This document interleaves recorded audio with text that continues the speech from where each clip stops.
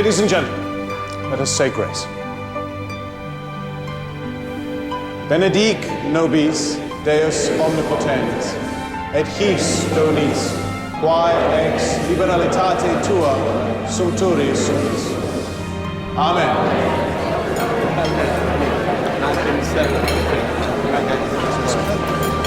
Good night, gentlemen. Thank you very much for coming.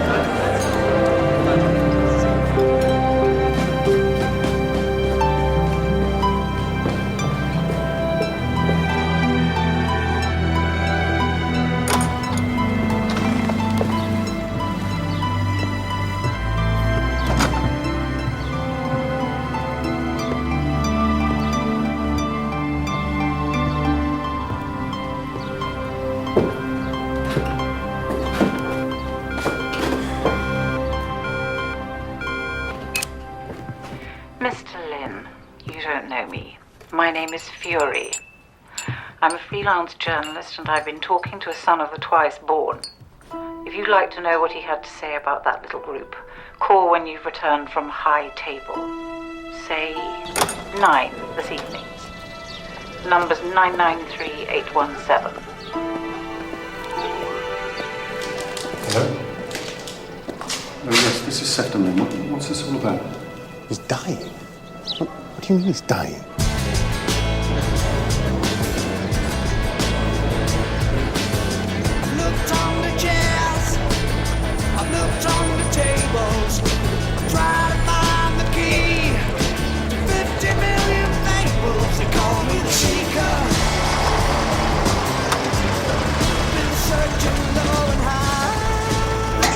To be honest, not really where you want to be on a Tuesday.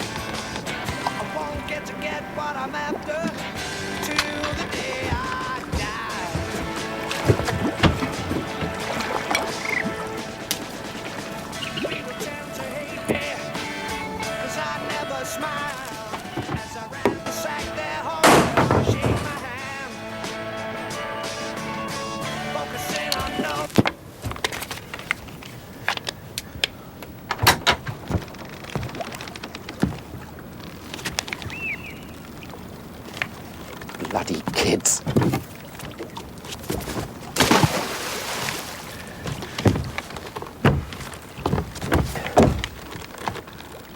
Come on, you little scumbags.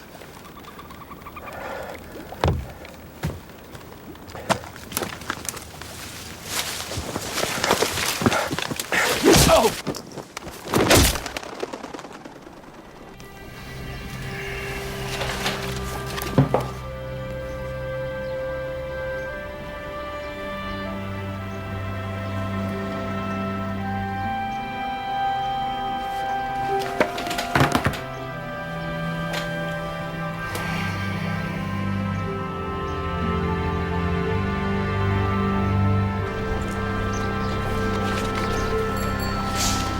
Well, there's a stack of courses to choose from.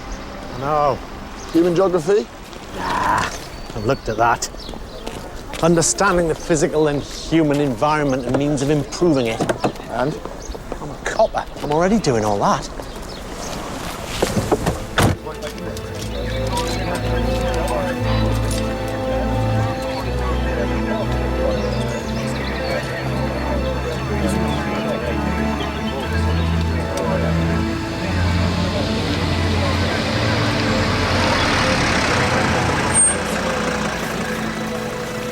Well, there's no great mystery. Clubbed to death with a blunt instrument. Any idea when? Normal body temperature minus measured body temperature divided by 1.5 says sometime between 10 and 12. It was certainly after dark. How do you know? There was a flash torch lying beneath the body. Who am I looking for? Definitely somebody with blood on their clothes or their person. Thanks, Doc.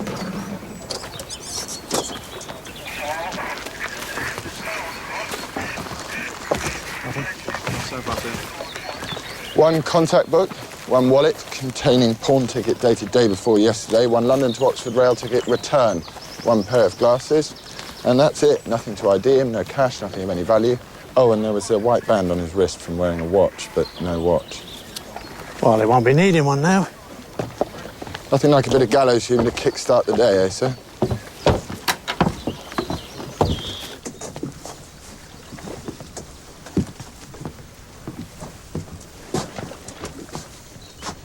Know anything about painting? Bit. Enough to tell good from bad. And? And I refuse to speak ill of the dead. Thank God for that. Thought maybe I was missing something. What are all these little marks? That's never a signature, surely. Well, it's in the right place. I recognise some of those characters. It's ancient Greek. What's the betting he's an Oxford man?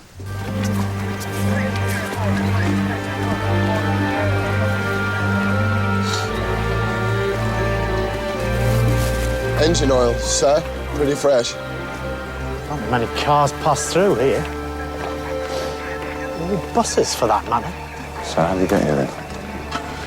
As far as we know, he didn't drive, and I doubt very much whether he walked all the way from the railway station.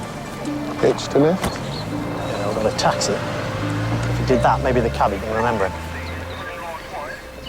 We called the pawnbroker in London.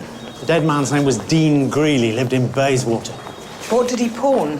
Yeah, interesting that. A gent's ring, solid gold. He'd hocked it a few times before always redeemed it. Then 2 days ago, they gave him a couple of hundred on it. By today, he had nothing. We think his watch is missing as well. Killed for a watch and a few £100. Let's hope not. Do we have a murder weapon? Not yet. The driver from City Cabs definitely remembers dropping Greeley at the narrowboat. And when she gets back to the station, her next fare's a woman, and the woman wants to know where Greeley had been dropped. And where was she dropped, this woman? Cheap B&B. But when I phone there, they say she's left. Moved here. Big step up from a B&B. Must have come into some money. Do you have an Ingrid Nielsen here? I asked where the previous fare had been dropped, because the previous fare was Dean Greeley, my partner in life for the last 20 years and more. Your husband? Well, we never got round to the marriage thing. Miss Nielsen, Dean Greeley was murdered last night. What? How? He was attacked. We won't have the details until the post-mortem's completed. I thought you might be here about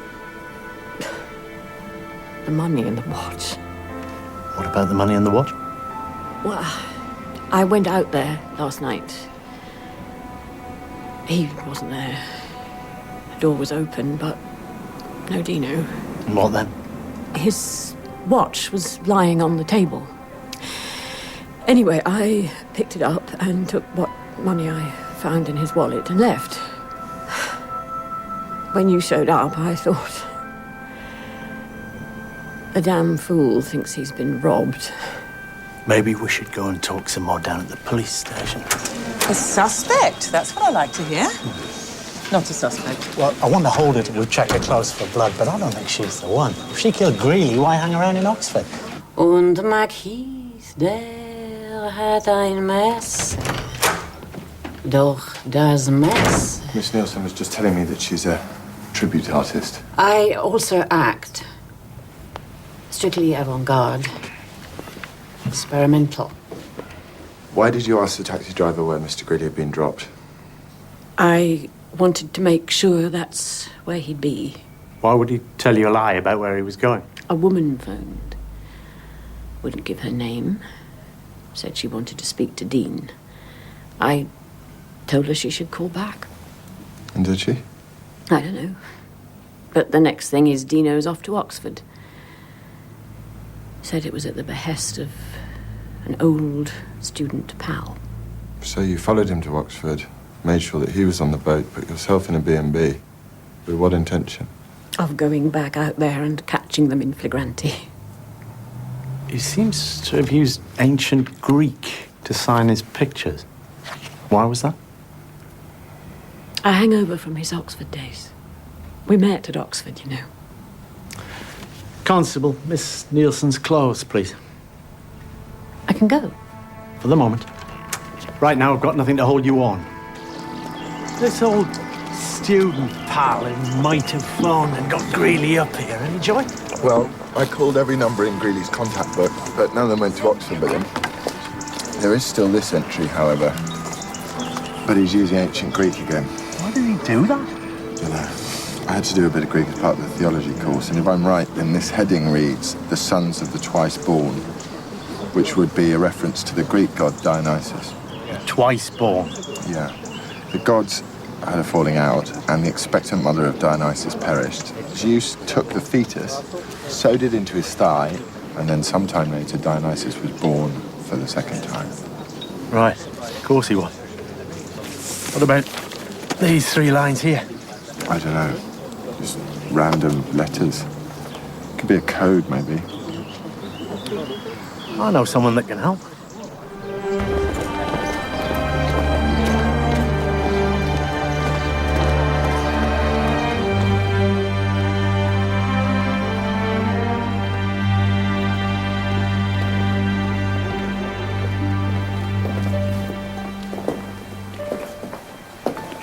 Professor Gold.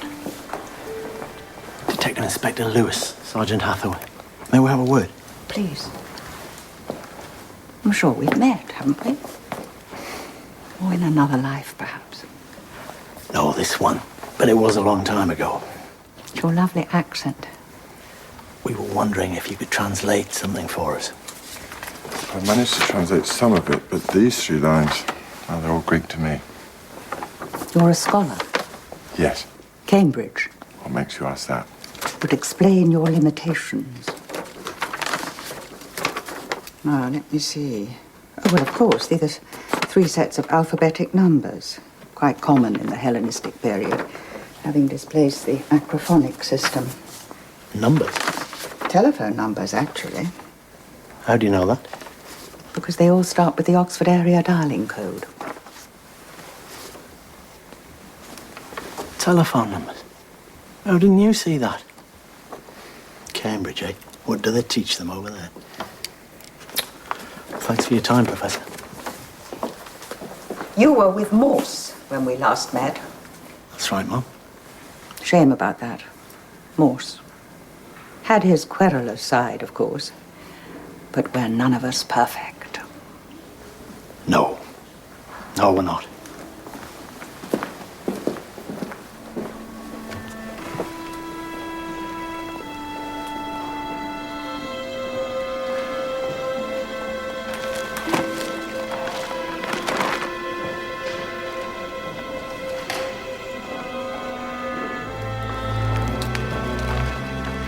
Drop me back at the station and get down to the telephone exchange. I want names to go with all these numbers. And if one of them did get Greeley up here, I want to know which one and why. What? Got them all.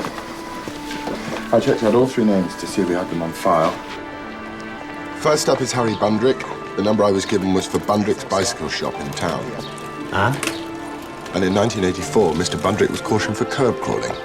Oh, one of his bikes? What?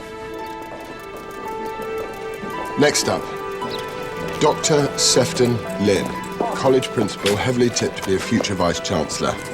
Dr. Lynn is not on file. And lastly, Theodore Platt, last surviving member of a very wealthy Oxford family.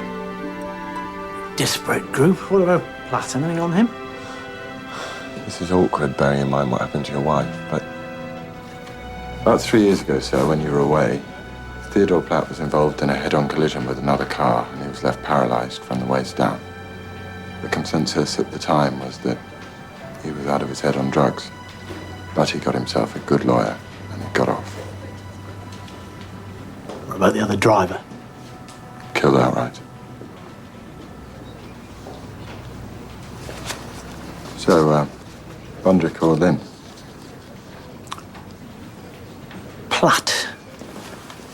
The others are nearer, sir. I think Platt.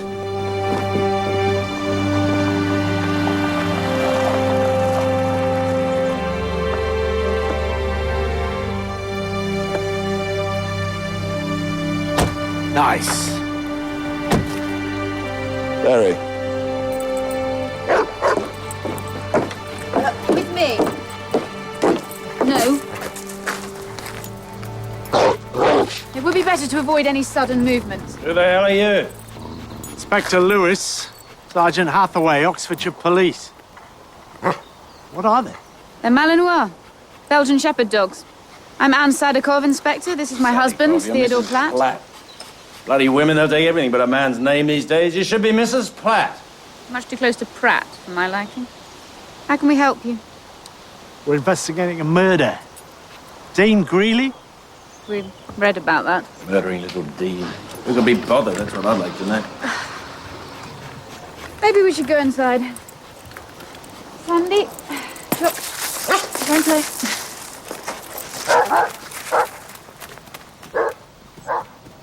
I shall miss little Dean.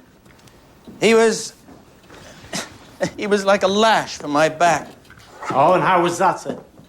I have long harbored ambitions to be an author. Highbrow, of course. Unfortunately, despite having gone to considerable lengths, I've been unable thus far to muster the requisite talent for the job. And all too often, the companion piece of failure is self-pity. Do you agree? Sometimes, I Well, I'm suppose. against pity in all its forms. Scourge of mankind. Sentiment used by the weak to blackmail the strong. Have pity, they whine. For pity's sake, they groan. You prefer the man unencumbered by pity, the Superman? A policeman, familiar with Nietzsche.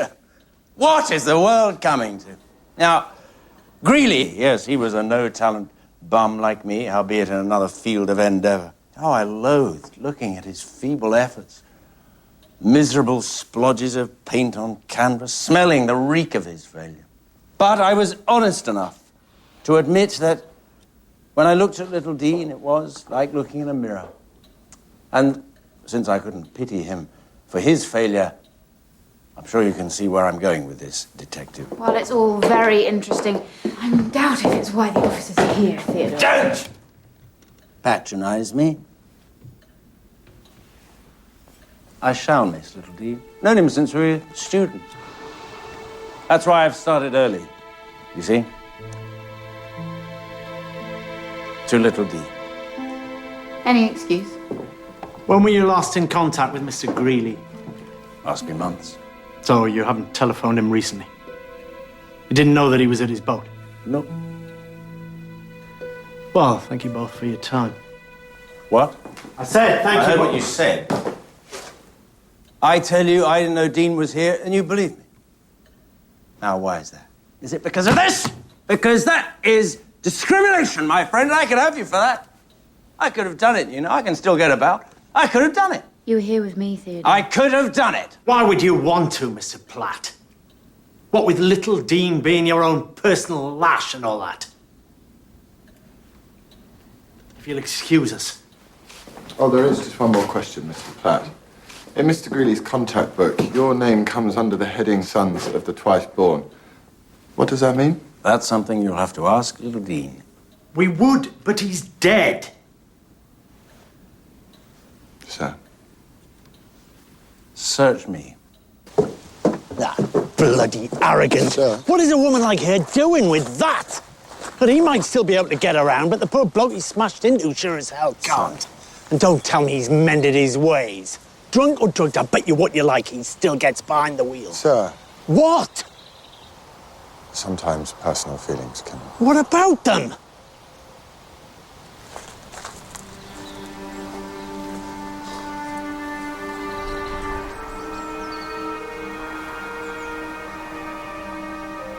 Tell me what it is I'm not seeing, Sergeant. That ring he was wearing. The image on it, I've seen it before.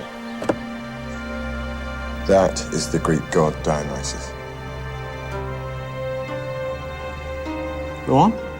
Well, you know that stuff about pity being the scourge of mankind, the sentiment used by the weak to blackmail the strong. Friedrich Wilhelm Nietzsche German philosopher who praised the Dionysian approach to life. Oh, yeah? He's known by some as the god of earthly delights. His Greek adherents used intoxicants to achieve euphoric states, release their creative energies, their artistic abilities. Which these days would be drink or drugs. Sons of the Twice Born, I say Platt must have understood the reference, so why deny that he did? Greek gods, German philosophers. What is going on? That pawn ticket of Greeley's. That was for a ring, wasn't it?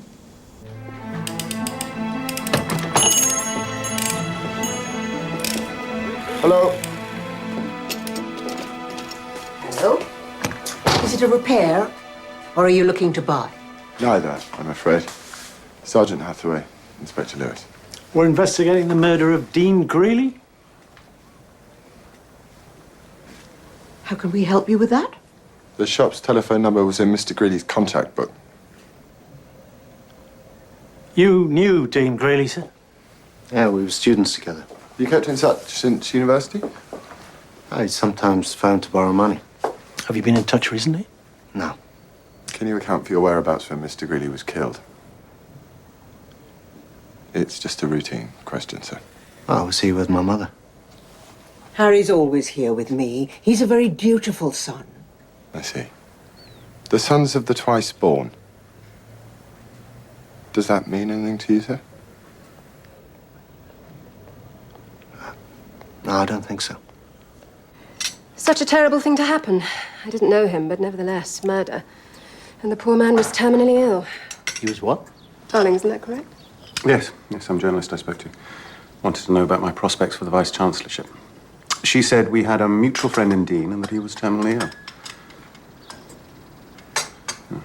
Came as quite a shock. Would you mind telling us where you were when Mr. Greeley was killed? Yes, of course.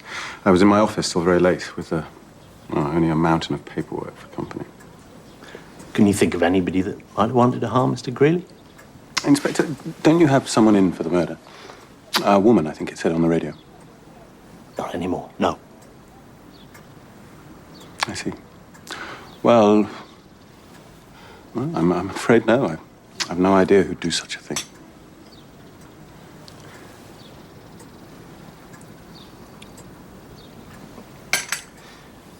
Tell me about the Sons of the Twice Born. What?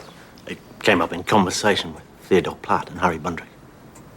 You know, about the rings and stuff. Do you still have yours? It's around somewhere.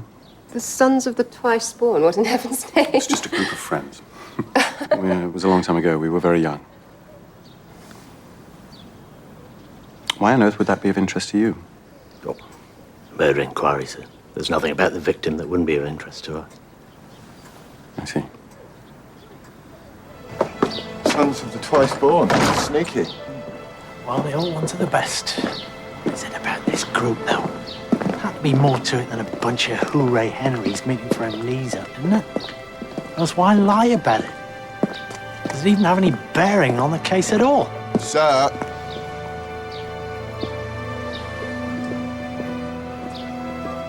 I've been telling him about that.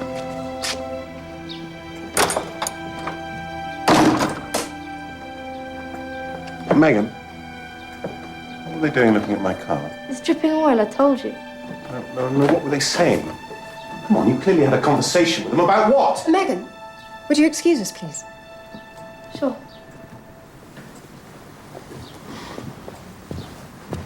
Darling, what's wrong? Nothing's wrong. Then why the interrogation of Megan? Interrogation. I was merely curious as to what those policemen were saying to her. That's all. Sefton.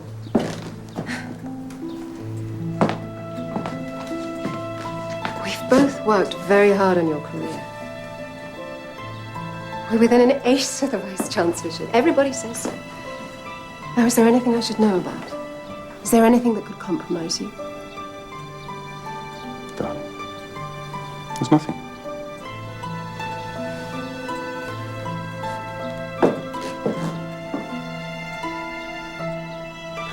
Really, all this Greek god twaddle. And Sefton Lynn, I really can't have you harassing people of that standing on what seems a little more than a concoction of conjecture and whimsy. Come to think of it, maybe I can kill two birds with one stone here. Mom? My ladies' group has organised a recital, chamber music. Mr. Innocent is indisposed. But since I know the Lynns will be there, so will you, Inspector. Your presence can take the bear look off me. Me, Mom. Chamber music. I don't think so. This is not a request, Inspector.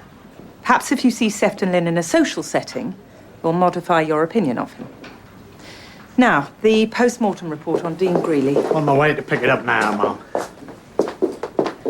When is it exactly, Mom, this recital?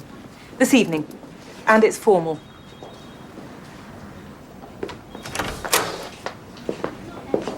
See if you can get us some background on the sons of the twice-born. See if we can push this beyond a concoction of conjecture and whimsy. Shouldn't I wait, sir? Wait for what? Well, until you've been to the recital and had a chance to meet Sefton Lynn in a social setting. If I were you, Sergeant, I really would just get on with it. Where will Mr. Innocent be? Feigning illness or injury, if I'm any judge.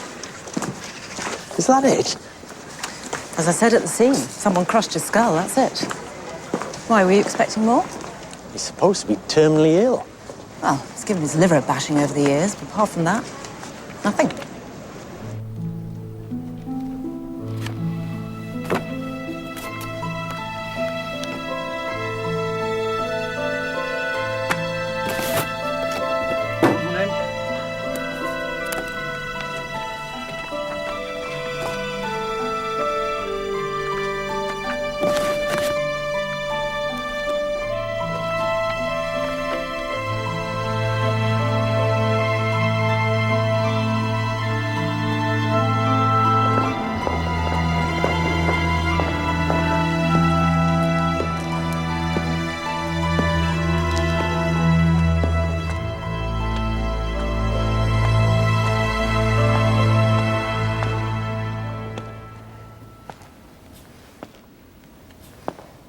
Hello, Sefton.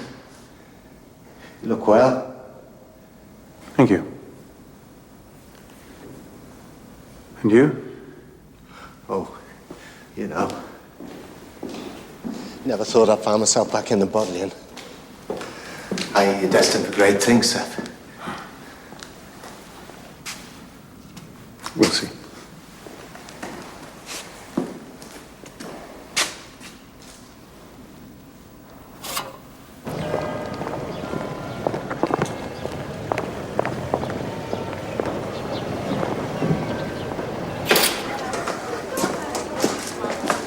Is Professor Gold upstairs? You can check, but I think she's down in the vaults. Well. Sefton Lynn and Harry Bundry. You naughty boys, eh? What have you been up to? Reliving old times? Have you given him his kiss, Seth? Made his day? He might try to top himself again if you don't. Oh, for God's sake, leave him alone, you twisted bastard. Harry, are you missing those wild bacchanalian nights in my temple when we were all so out of it you thought you could risk a peck or two at old Seth here, future Vice-Chancellor? Hello, Theodore. Aha, the poor man's Hypatia. This must feel like old times for you, Gold. Now we get to find out why we're here. Only when we settle down and learn to keep a civil tongue, Theodore. I wanted to bring you together where I once tried to inspire you to great things. I had a visit from the police. They wanted something translated from a contact book. I'd read of Greeley's death, and I thought it might be his. I was right. And what has that to do with this? I checked with Sefton. The police clearly link Dean Greeley's death with his student days. And as you were once a tight-knit group, it occurred to me you might hold important information. And now that you're here, you might like to think about that.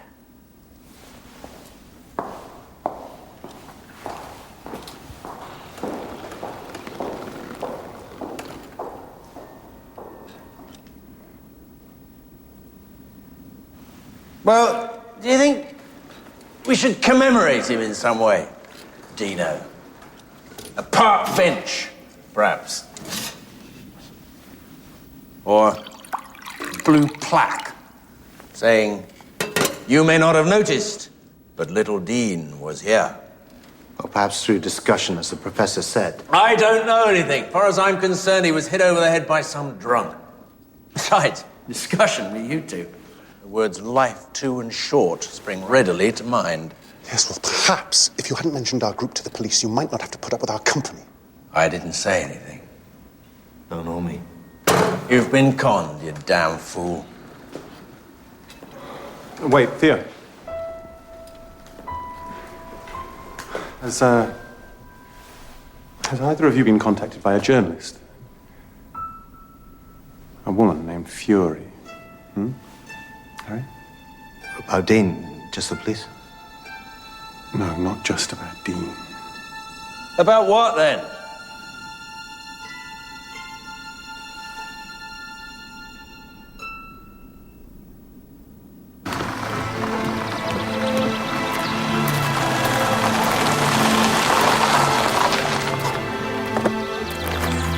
Detective Inspector Lewis, is Mr. Platt at home? No, he's not, no. Mrs. Sadikov's in the temple. Thank you.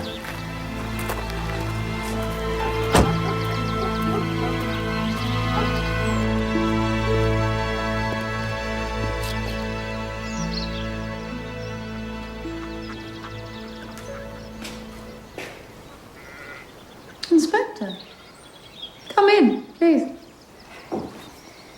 I'm afraid if you're looking for Theodore, he's just gone out. Yeah, the lady at the house told me. Wow. My hobby. My father's family were furriers. The seamstress he employed showed me the tricks of the trade. And this is how I use them. There. All better. Sadikov. Russian, is it? Yes. My stepfather's family somehow ended up in Bournemouth. Started up the business there. Now there was a magician with a needle and thread. Was? Oh, he died a few months ago. Oh, I'm sorry. Well, it was a bit of a blessing, really.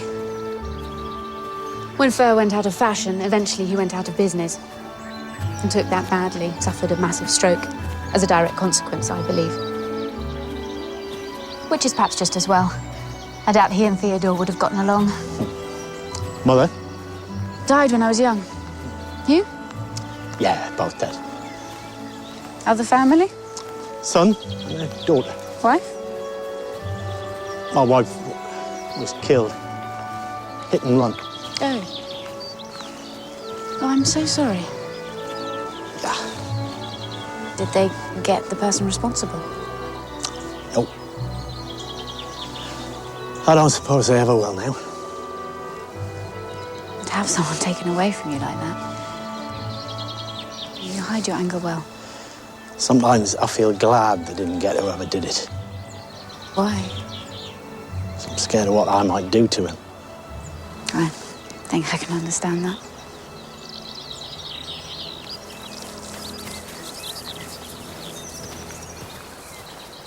Where did you meet your husband? Well, I trained as a nurse and decided I didn't fancy that. And, applied for a job as a PA. After various appointments, I ended up working for Theodore. A year later, he asked me to marry him. Ask her why she accepted my proposal. Hello, Theodore. No? I'll tell you. If I go before her, she gets a fortune, and I mean a fortune. But she has to stay the course. Divorce gets her nothing. Can I get you something? A coffee? It's a little experiment, Inspector. I want to see how long Sadikov there will remain entombed in this marriage just to get her hands on my loot. What portion of her allotted time on this earth will she sacrifice to Mammon? Tea, then. With your favourite digestive? I don't want bloody tea! What are you doing here? The Sons of the Twice Born. What about them? You said you'd never heard of them. But you were one of them. Who told you that? Sefton Lynn. Harry Bundrick. Oh, well, it must be true. But was it illegal? Depends what you're getting up to. We were a group of like-minded friends, is all. You shared the same recreational habits? Why the aversion? Was it drugs? You're boring me, Mr. Policeman. See, there you go again. Yes! There I go again! Now get out of my house! Really, Theodore, where are your manners? It's all right. The artistic temperament and all that. Thanks for the coffee. My pleasure. Oh, see you out, Inspector.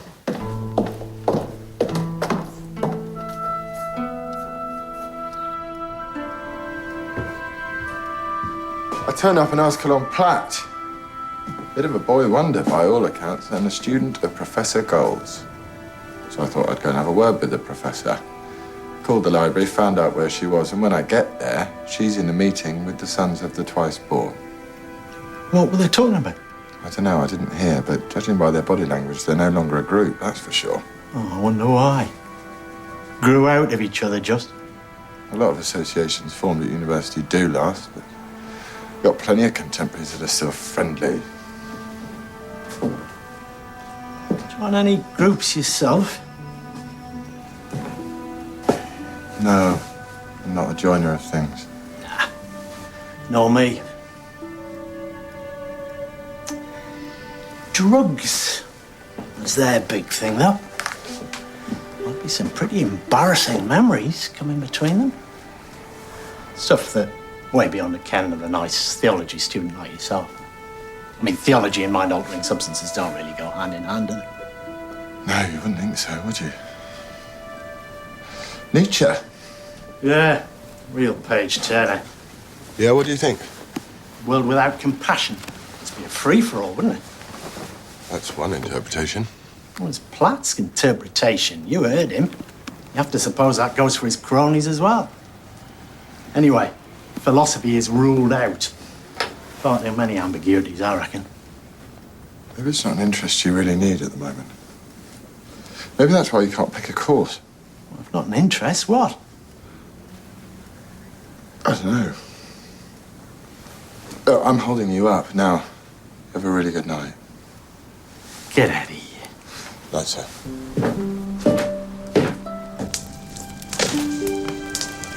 It's the last one. Thank you, Harry.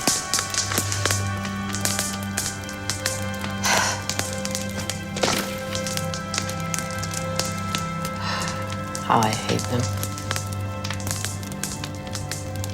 What will you do? I have some irons in the fire.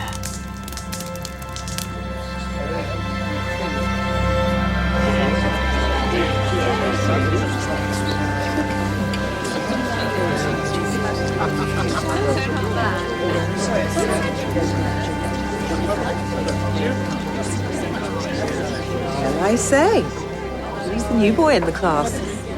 You do scrub up well, Inspector. Could make someone a very decent other half. Well, I'm not looking for another half.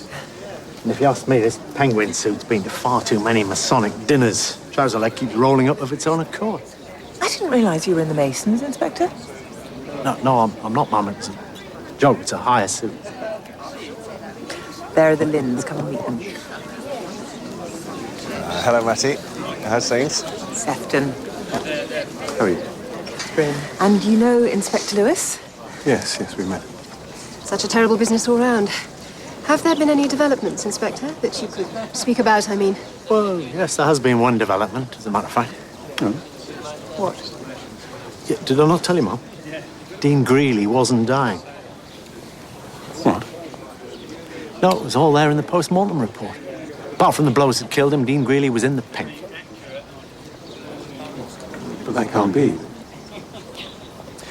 This journalist, what do you suppose she stood to gain from lying about that? I really don't know. Did she leave you a contact number? No, I don't have one. Shame. Well, I think it's time we were all getting in.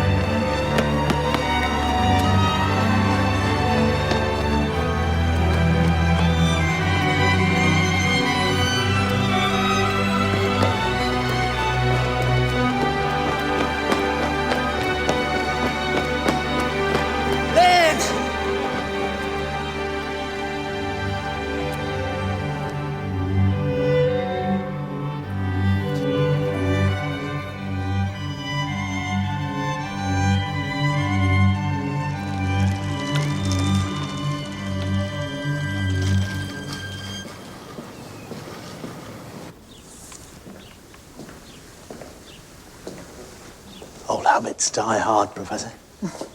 Inspector. Yes, I continue to work late, but I absorb so much less these days. Please, sit. Thank you. Are you here because of Platt and Co? What?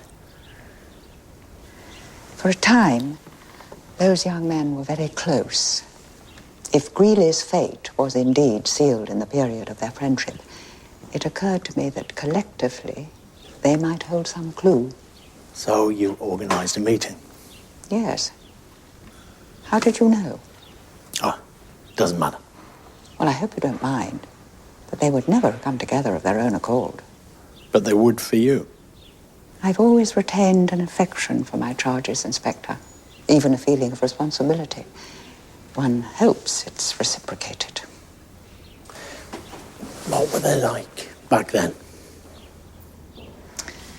Greeley was one of mine, as was Platt and Lynn. Bundrick was reading medicine, but he had a tremendous crush on Lynn, and so became part of their group. But Bundrick was cautioned for curb crawl. Perhaps he was versatile. I used to form discussion groups in those days, informal, the true meaning of Greek myth. Greeley, Lynn, and Bundrick would come along, and then Platt showed up. He was quite brilliant. And charismatic, too. Very soon, the other three were completely in his sway. Oh, they eventually stopped coming to my meetings. And I was later to hear stories of drink and drugs. And copious amounts of both, I may add. Then came a falling out, I don't know what about. And Bundrick dropped out altogether. He even attempted suicide, you know. Slashed his wrists, I believe. It's true what they say. Youth is wasted on the young. Isn't it, though? You couldn't recommend a primer to me, could you, of Greek mythology? I'll have one sent round to you.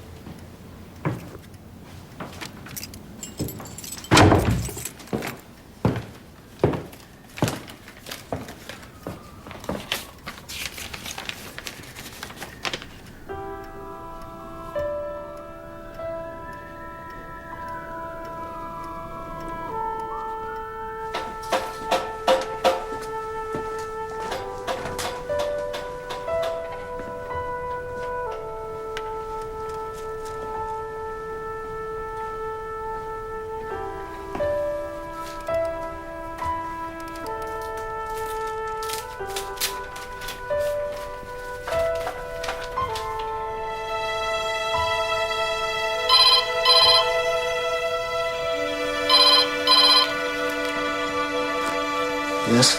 Mr. Bundrick, my name is Fury. I see you got my little message. Now, there's something I'd like you to do for me. I won't do it. Do you hear me? I won't do it! Harry? What's the matter, Harry? His best friends killed him because of a boast. Who would send us a thing like that, and why? Oh, if you take it literally, this is not the killer teasing us. But it implies that the sender knew who the killer was. Why not tell us, for God's sake? If you're going to shove something through my letterbox, please make it a name, not a riddle.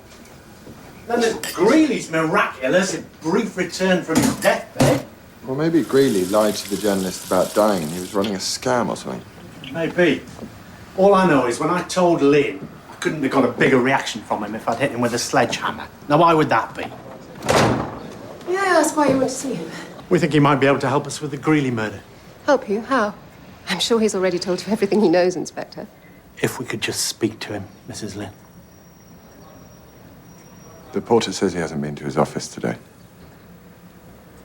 So, where do you think he might be?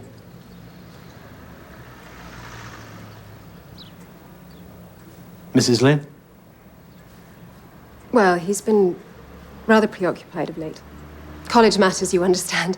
Funding sources, I think it is. Anyway, I must have been asleep when he got in and was still asleep when he left. Left for where? Out walking. He does his best thinking when he's out walking. And now you really must excuse me. I have a rather important engagement to attend. When he gets back, get him to give us a call. I'm sure he'll be only too willing to help if he can. What do you think? Something's not right. Call a car, get over to Bundrick's. I'll drive out to Platt.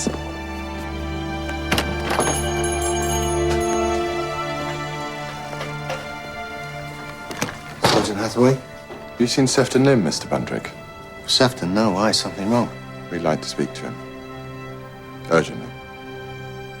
But he seems to have gone missing. Missing? What do you mean missing? I mean missing. Mr. Bundrick. It's all right, Harry. If we see or hear from Mr. Lynn, you'll be the first to know, Sergeant. Now, good day. Oh, the sons of the twice born. You were one of them.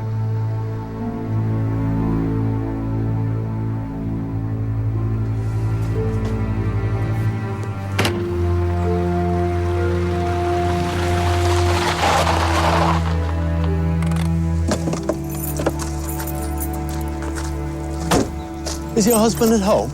Yes. Come on in.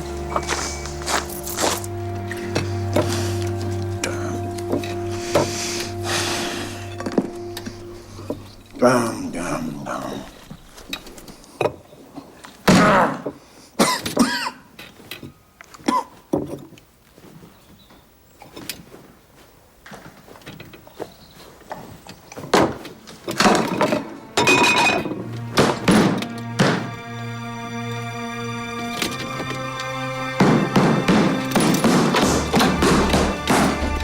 Oh my God! Lay him down. What? On his back. Mr. Platt! Mr. Platt! Stay with us. Have you got a pen? Yeah. Then break it open. Don't you dawn on me.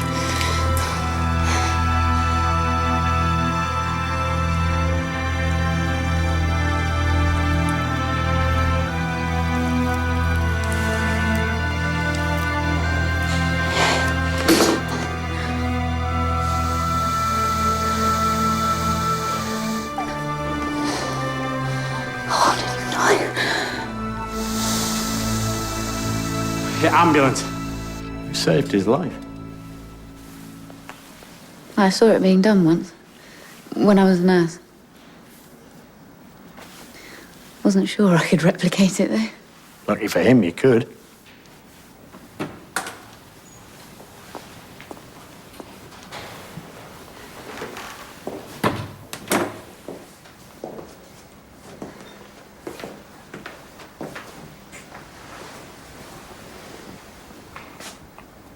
Can you speak? Just about. Inspector Lewis is with me. He wants to know if Sefton Lynn has been in touch. No. Why? He's gone missing.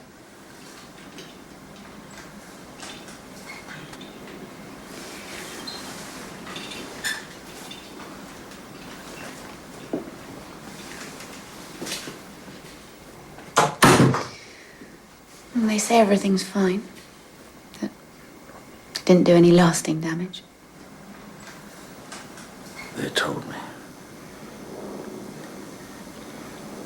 Now, you tell me. What? You could have let me die.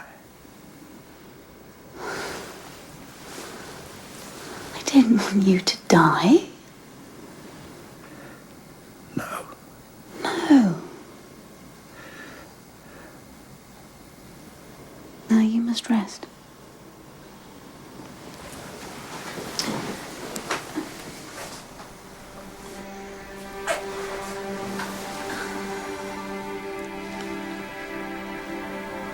When I asked you to marry me, there was no experiment. It was because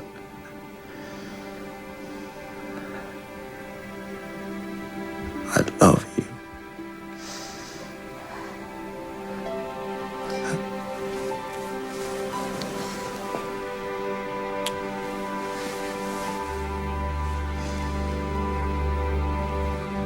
Rest.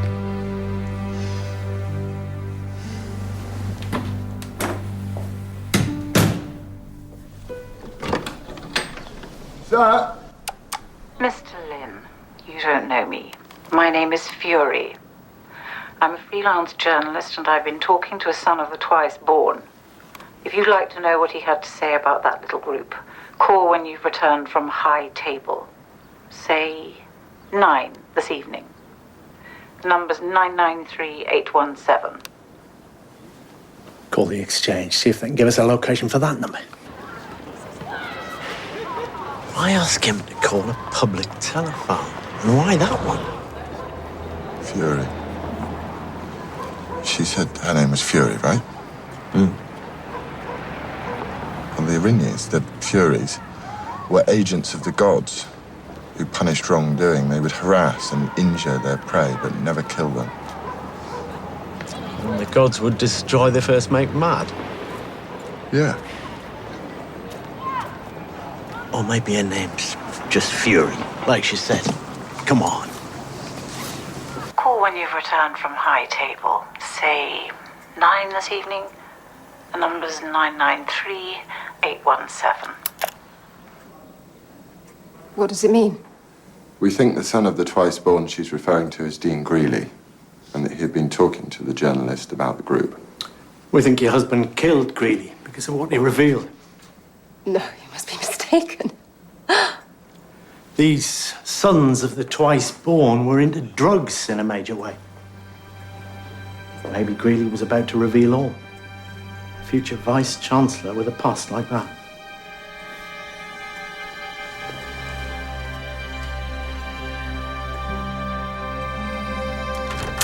What does she sound like, this Fury? Age impossible to tell. Social status, middle class, if her delivery's anything to go by.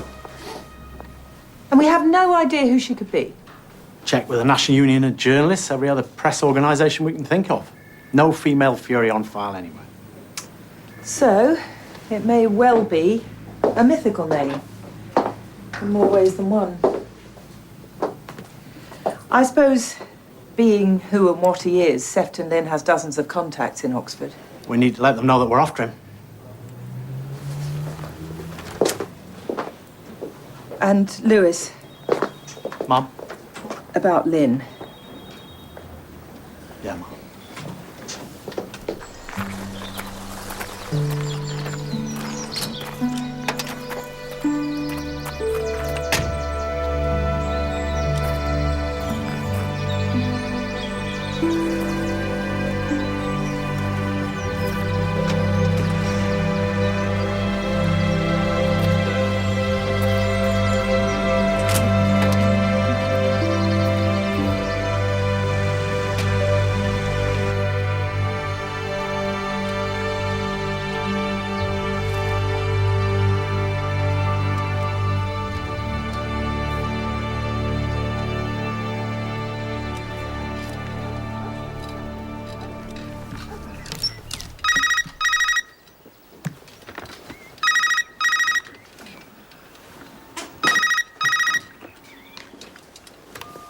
Platt.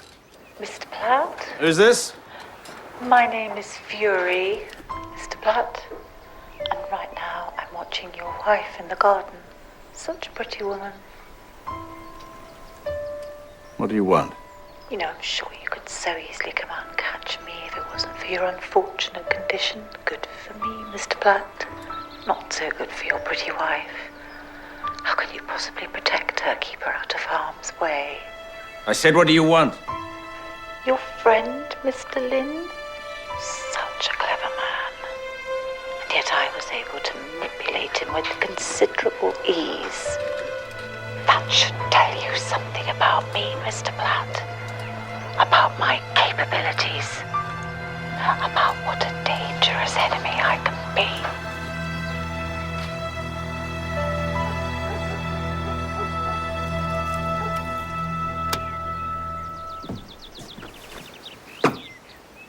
Do you want me to clean the study, Mr. Platt? No, not now. Sorry? No, not now!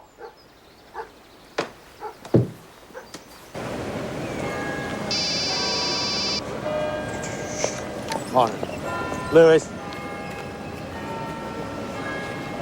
What?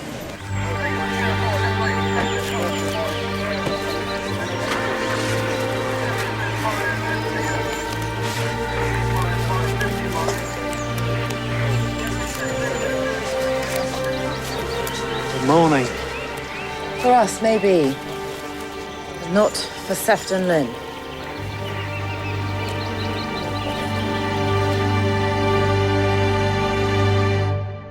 He took both barrels of a shotgun and he didn't see it coming. He tried to defend himself, you'd expect to see wounds to the arms, but as you can see, there's nothing. It's all to the torso. He drove here, looks like he got out of his car, walked to meet his killer, and then bang. His clothes look new. Doesn't look like he's been living rough. So where's he been? Oh, there was a door key in his pocket. All he needs to do now is find the door that it opens. Try his home and office. If it doesn't fit them, then he must have got himself a bolt hole. Or had someone else get it for him. Try rented accommodation. Something isolated, probably, and recently leased. Hundreds of places around Oxford. Holiday homes, cottages. Yeah, but we know precisely when he disappeared. So if we check what properties were advertised in the local press that day, we might get lucky.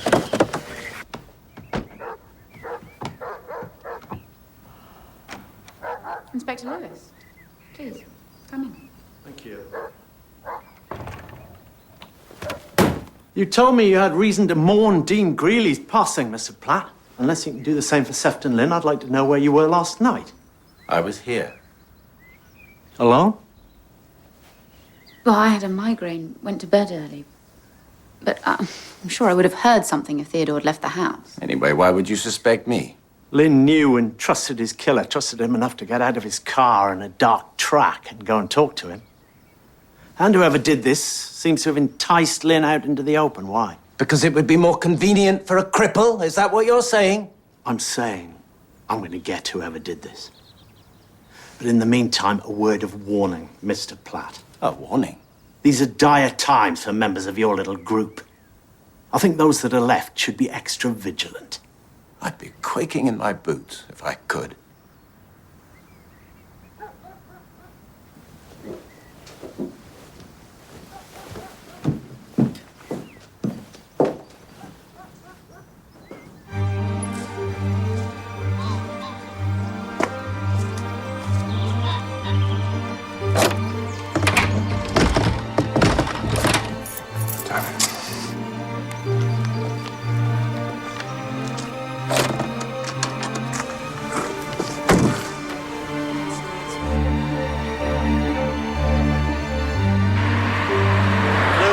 I've just had a chat with a member of the college council. They have some letters relating to Sefton Lynn they think we should look at.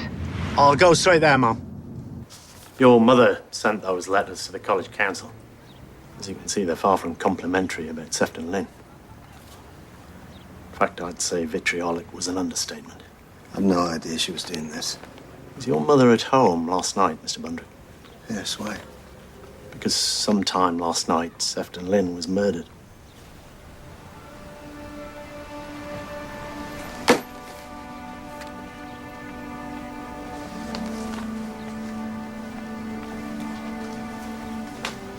I'm very sorry.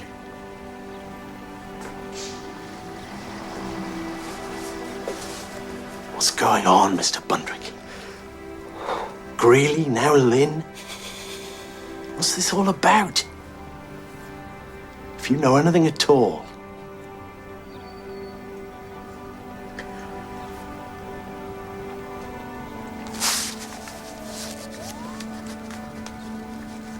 I was to become a surgeon, you know.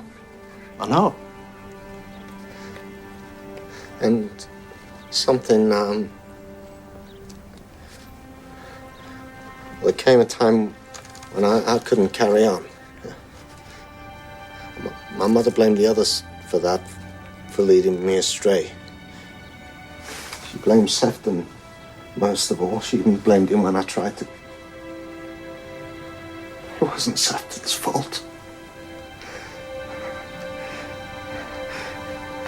It was something else altogether. What? What was it, Mr. Bundrick?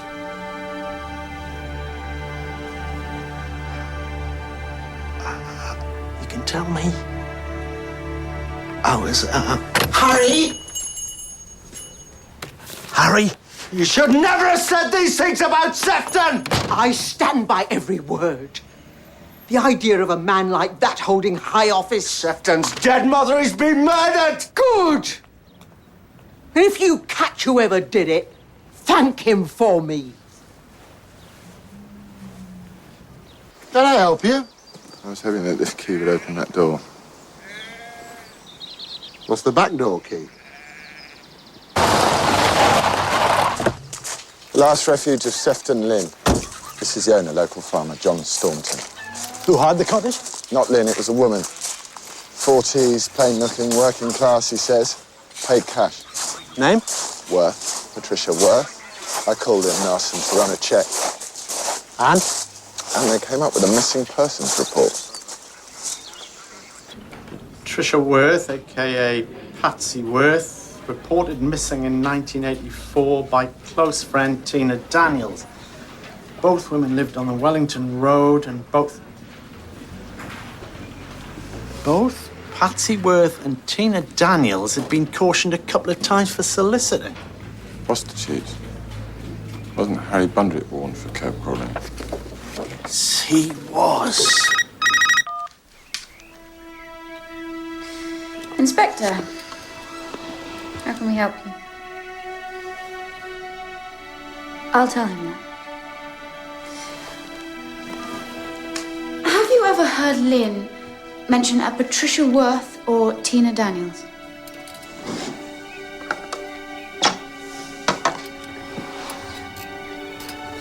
Theodore? No. What is it? Patsy Worth was a prostitute. Harry Bundrick used prostitutes. Now, someone calling herself Patsy Worth has hired a cottage for Bundrick's friend, Sefton Lynn. See, that name, Patsy Worth, I don't buy it being picked at random. It's too much of a coincidence. Picked up by someone who knew her, then? Yeah. Like the woman that reported her missing, maybe. Tina Daniels.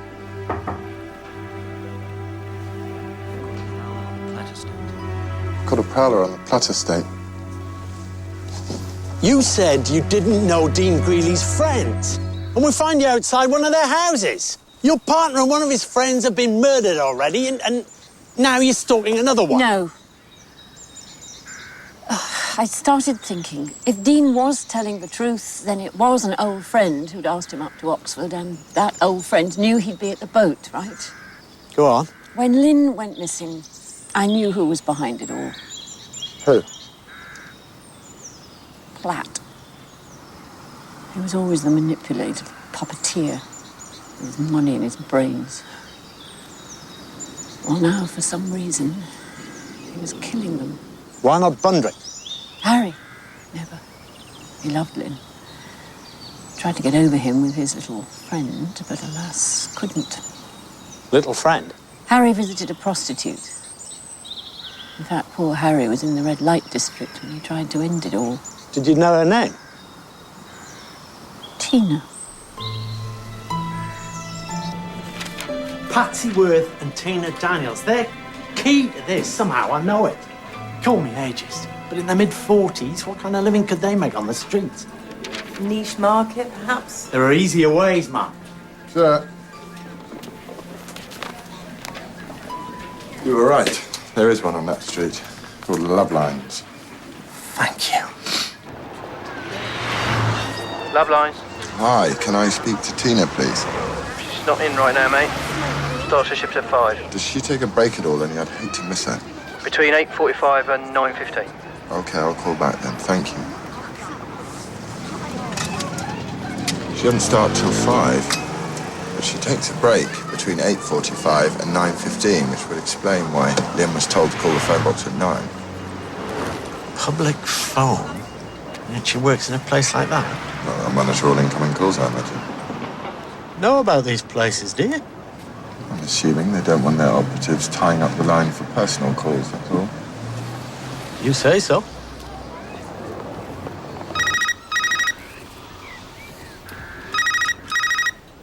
Platt, Mr. Platt, what do you want? don't you find it awfully quiet being all alone in that big house? I'll be in touch with instructions. What are they? Anne? Anne?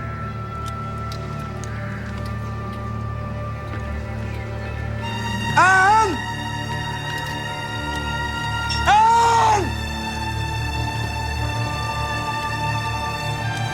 Anne? Anne?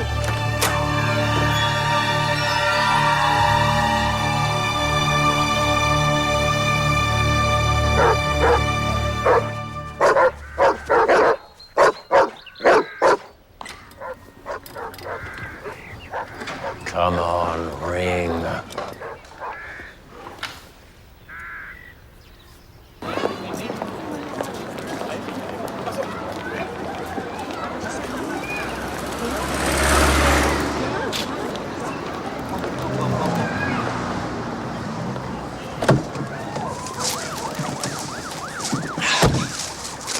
Cheers. Greek. Yep. Doesn't seem to be any getting away from it. So I see. To Inspector Lewis from Margaret Gold. She even signed it for you. Yeah, I asked her for a primer. Never expected one she'd written herself. Ah, for whom the gods would destroy, etc. Just wanted some insight into the case.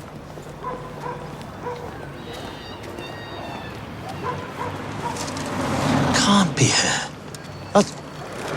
She's Platt's cleaning lady. Well, maybe she cleans in there as well.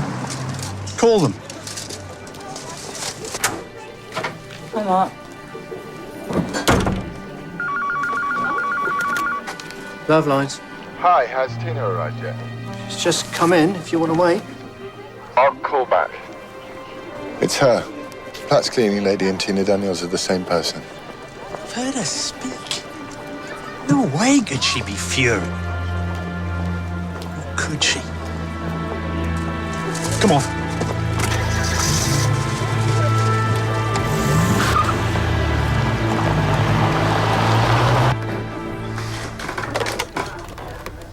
Mom, would you mind?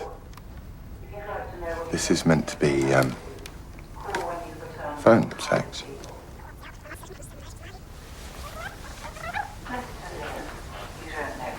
My name is Fury. I'm a freelance journalist and I've been talking to a son of the twice born. If you'd like to know what he had to say about that little group. Are we recording? Okay, let's go.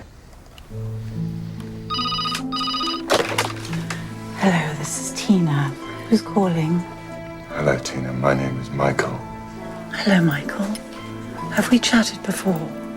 Only I feel sure I would remember such a manly voice. No, Tina, this is my first time. My friend Robbie recommended me to you. So, Tina, the thing is, my girlfriend and I have just broken up and I'm feeling lonely. I know the feeling, Michael. Such a terrible emptiness inside. Such painful longing. Such an aching need when you wake up all alone in that big bed. Would you like to watch me, Michael? Yes, Tina, I would like that very much. That's wonderful. Would you like to watch me all alone, lying on the top of my silk sheets on my bed, Michael? Tina, I have to go. My mum's coming. Tina Daniels. Or would you prefer Fury? Patsy Worth? This is all about Patsy, isn't it, Tina? Do you want to know why you're here? You called Dean Greeley and enticed him to Oxford. Then you telephoned Sefton Lynn and told him you were a freelance journalist called Fury and that you were talking to a son of the twice-born. What buttons did you push, Tina? To get Sefton Lynn to go out, kill Greeley? Next thing you do is hire a cottage from a Mr. Staunton using the name Patsy Worth, your close friend. A close friend who you reported missing 20 years ago. Cottage is for Lynn, who is by now trying to avoid the long arm of the law, in this case Inspector Lewis and myself. But then, somehow, Lynn is coaxed out of hiding and is himself murdered. Do you care to expand on any of this, Tina? I've got nothing to say. Tell us about Harry Bundrick. He was a regular client of yours, wasn't he, way back then? Bundrick drove to a less than salubrious part of town to try and kill himself. Why was that?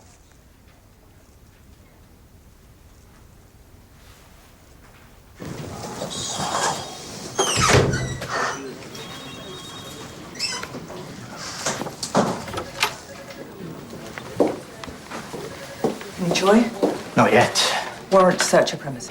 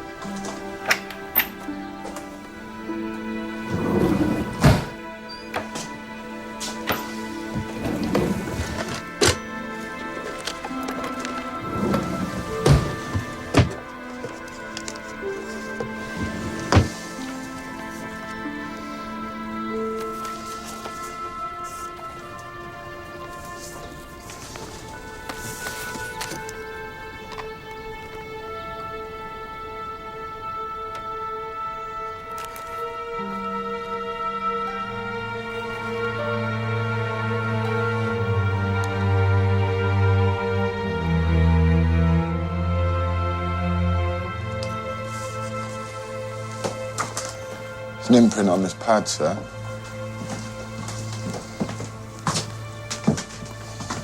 Looks like adrenochrome. Adrenochrome? Does that mean something? Yeah. It's a drug. A very special drug from a very special place. Where? Well, to harvest adrenochrome, you have to go to hell itself. What? You got to murder for it. Do you know what adrenochrome is, Tina? No. Somebody's written that word on this pad. Look, you can see the imprint. I got that pad from your flat. Adrenochrome, it's a drug, Tina. And Platt and his crew, they thought drugs could work wonders for them. Couldn't get enough of them. And how they wanted to try adrenochrome, Tina. But try it in its purest form. Which, myth has it, gives the highest of highs. But the thing about it is, in its purest form, adrenochrome comes from the human adrenal gland. When you remove that, the donor dies. Is that what happened to Patricia Worth, Tina? Your friend?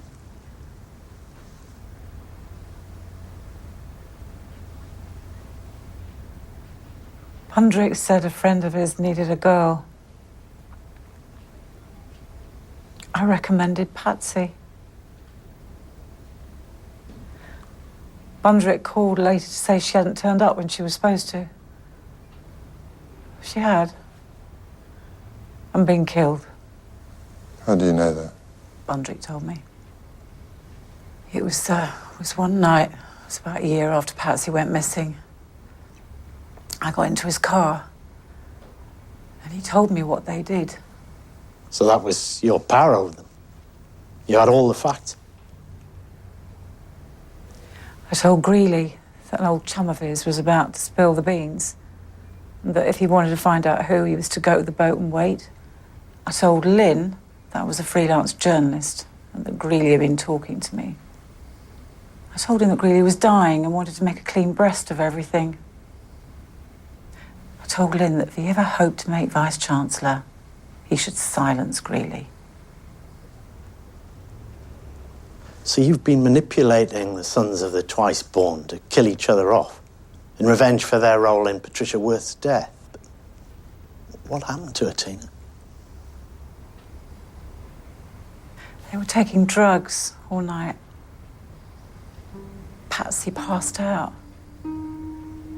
That's when they decided to do it. All of them? Yeah. Lynn backed out. He ran away. Left Patsy to her fate. Bundrick couldn't do it. Greeley couldn't do it. So Platt did it. And they realised what they'd done. They panicked. Greeley, Platt and Bundrick got rid of the body. Bundrick said he couldn't remember where. It was too out of his head. Somewhere on Platt's land, he said.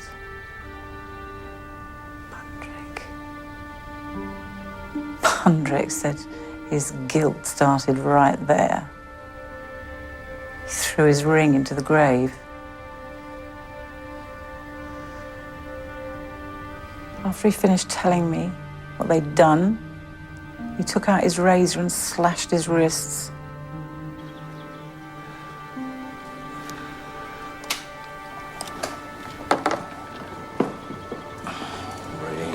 Damn you. Ring.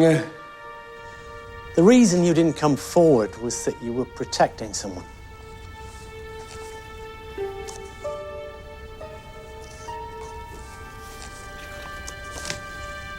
Tenth anniversary. Roman made the coat especially. Courtesy of the Bournemouth Register Office, a marriage certificate between you, Tina, and Roman Sadikov. Which means that Anne Sadikov had to be in on this. But just to help you avenge the death of an old friend? I don't think so. There'd be more to it than that. Patricia Worth was Anne's mother, wasn't she? And it was Anne you were protecting at the time. And who'd want to tell a little girl that her mother had died like that? Patsy was my best friend. When she died, Anne was 6. I wasn't going to put her into care. I looked after her. Later on, I married Roman. He was a good stepfather to Anne. We had a good life until the business went under. Why did you use Patsy Worth's name when you booked the cottage?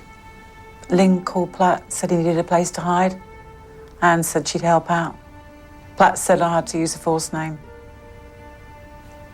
Somehow seemed right. Patsy should be involved in it somehow, so I used her name. Well, why did Anne save Platt's life? Because he's the only one left that knows precisely where her mother was buried. Tina, did Bundrick know where Lynn was hiding? No. No. So if the plan was for the sons of the twice-born to annihilate each other, Platt has to be Lynn's killer. He's the only one that knew where he was. But there would always have to be one left. Bundrick? Because he showed remorse. So the only one left to be dealt with is Platt.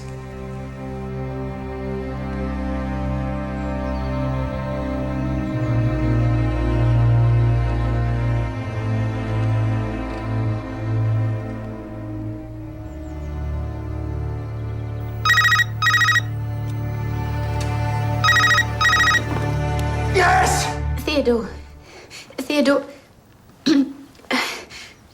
This woman, she says, give me the directions And she'll let me go. What direction? What does she mean? Listen to me, Anne. Listen. I'm going to give you directions.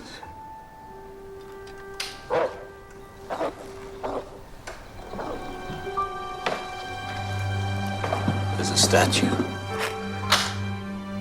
of Dionysos. I've got that, Theodore. I'll tell her.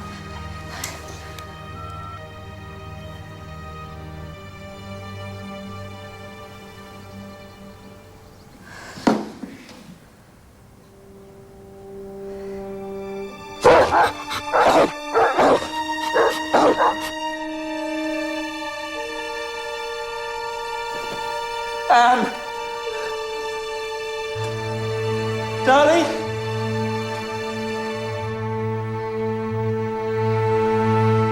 You murdered my mother, Theodore. And your chums did nothing to stop you. Rubbish! She was just some whore! You, her daughter? It's not possible. I'm afraid it is, Theodore. God, I think I know what it means. What? His best friends killed him because of a boast. What? His best friend, man's best friend. Dogs. I killed for you! She said if I didn't kill them, you would be harmed. I did it for you! I know you did. We had intended for Bundrick to do it, but he refused. But when you said you love me, I knew you'd step up to the plate. Is this where it happened? No. Is this where you killed my mother? No. Did she beg you for mercy, Theodore? No. Ask you to have pity on her? No. Did you laugh at that? No, no. You can't imagine the daughter of a little whore causing your group to implode. Well, it's true. And you were the easiest to fool because you love me. I love you, Anne. Bitch. I love you. Bitch. I take no great pleasure in doing this. It was you who brought me to this point. You. You bitch! I'll stick you bitch! Stick you! Oh, dear. I think they heard that,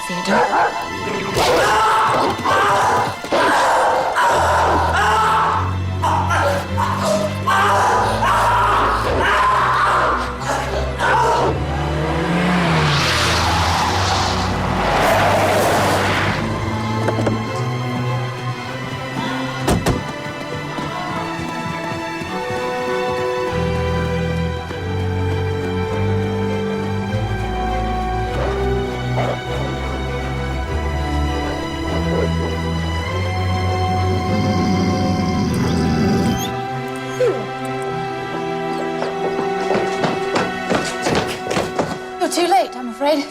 He tried to attack me and the dogs. The dogs!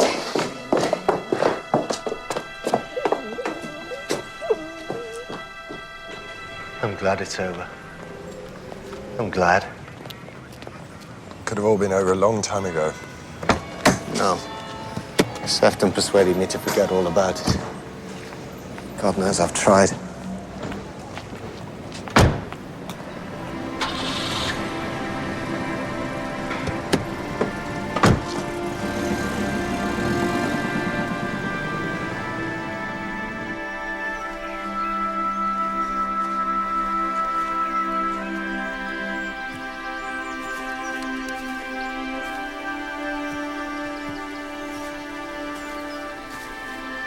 She was 16 when she became pregnant with me. She decided to keep me, even when her parents put her out. Sometimes wonder if I would have done the same thing. When I was old enough, I found out about her, what she did for a living. I made Tina tell me the rest.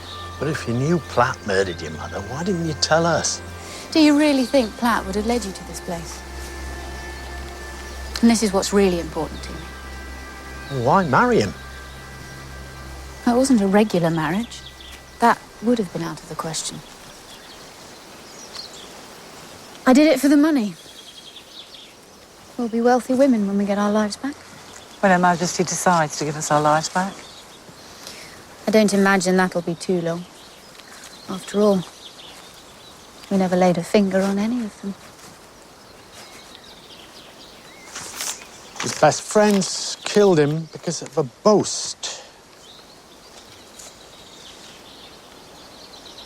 Somebody sent me that. There was this Greek called Actaeon. He boasted that he was a better hunter than the goddess Artemis. So she turned him into a stag and his own dogs tore him to pieces.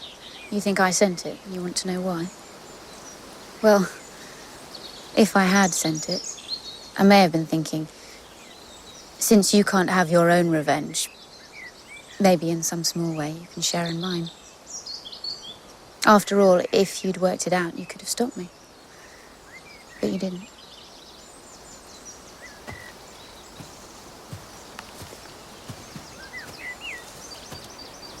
You don't have to do this. Yes, we do.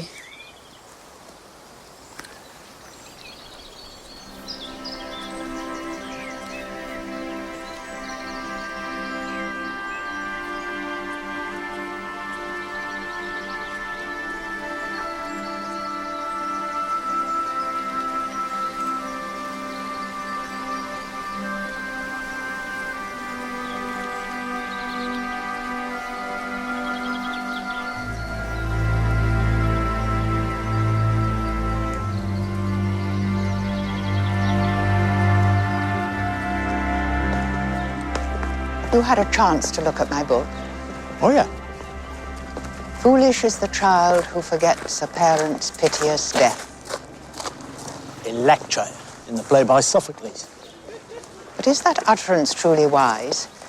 Would it not have been better for Anne to forget her parent's piteous death? Well, maybe she just couldn't forget. Thanks for your help, Professor, and for your book. Goodbye, Inspector.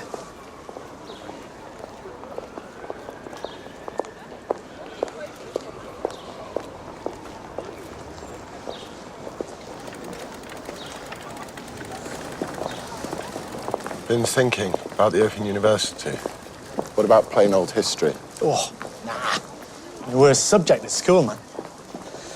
Anyway, I think you might be right. It's maybe not what I'm wanting right now. Not really. You haven't let the case put you off. What, Platt, you mean? Learning didn't make him a killer. Condemnation for Platt, yet barely a harsh word for Anne. If she did send you that riddle, she's guilty of premeditated murder. Doesn't that make her just like Platt? Not in my book.